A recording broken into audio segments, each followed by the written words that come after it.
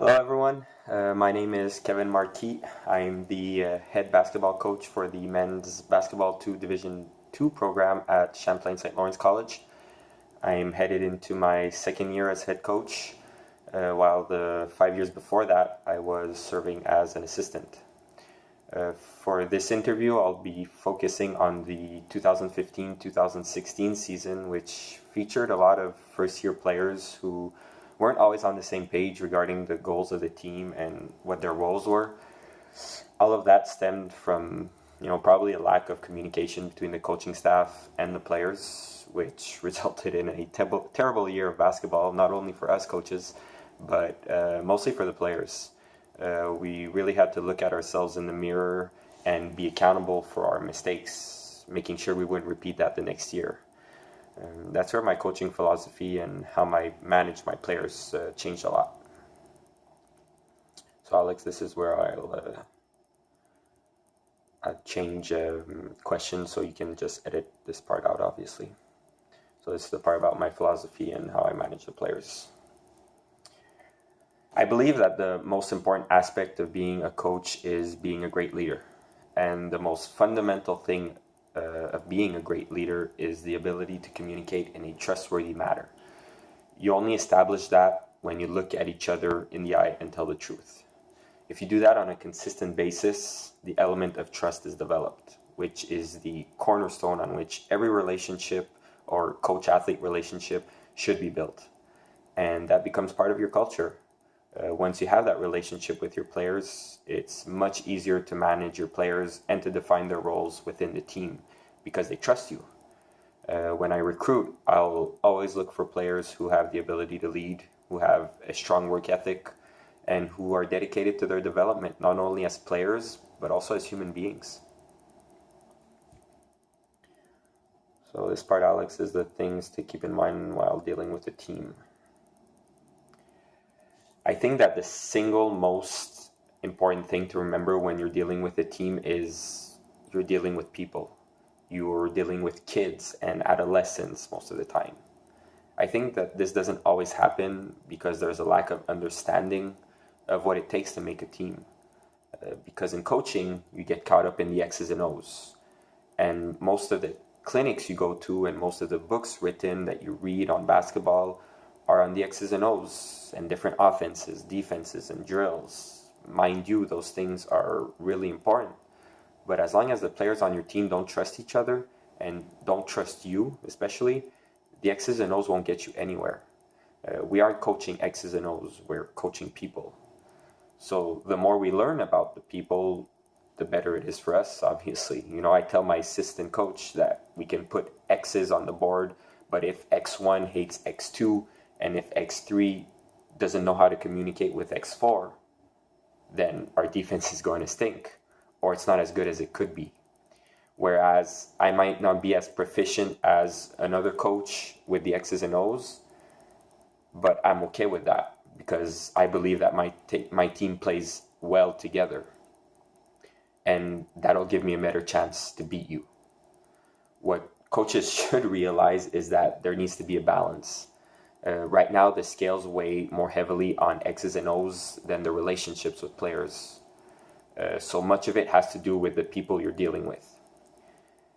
The X's and O's part of it can be done when you're by yourself, and there are absolutely no confrontations. It's more of an exact science in people's minds.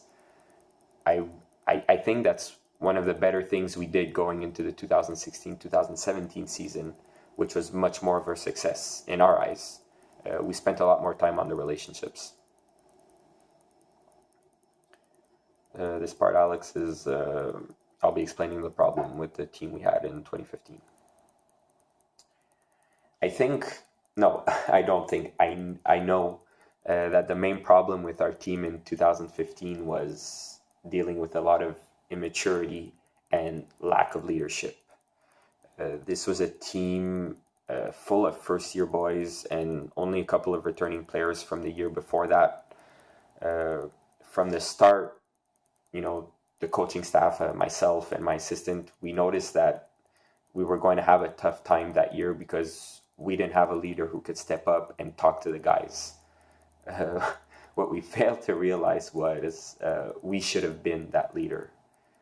We never communicated what we expected from each single player, which resulted in no one knowing what his role was on the team. We literally just told them, we need to win. We need to make playoffs. The losing ends today.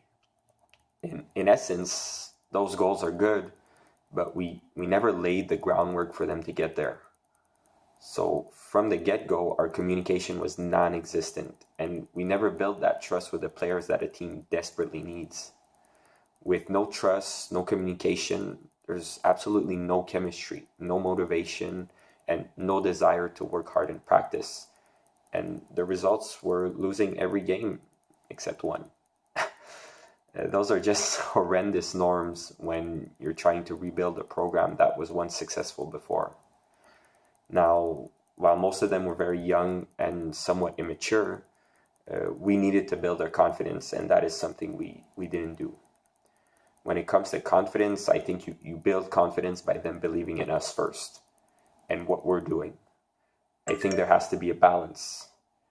You have to understand that some kids have to be verbally motivated more than others, some in a very emotional way, and some patting on the back type of way. Really, as you get to know your team, you find that out. It was tough to figure this team out from the start, and it took us way too much time to get there.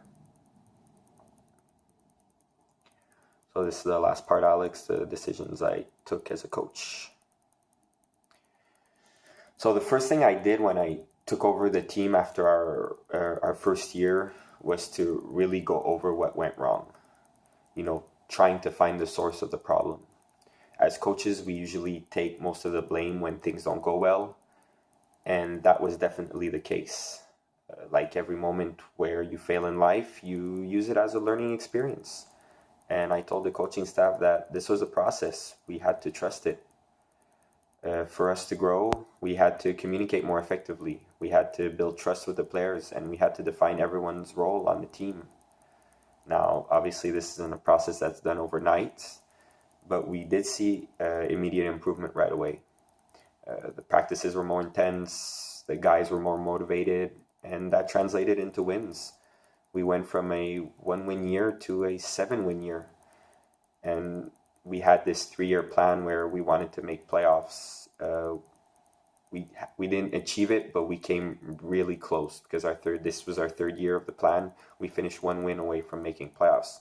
So to our eyes, that was a huge boost for our program and for the guys also. But obviously you have your ups and downs, and you're not going to win every game. But over the course of these 3 years, we built a brotherhood, a family of sorts. And when they go into the game, they go in together.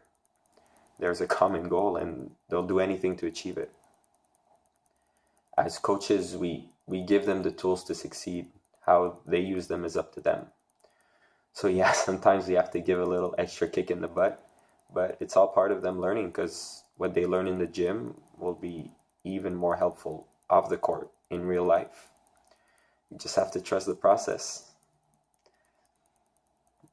Thanks, guys. That's it.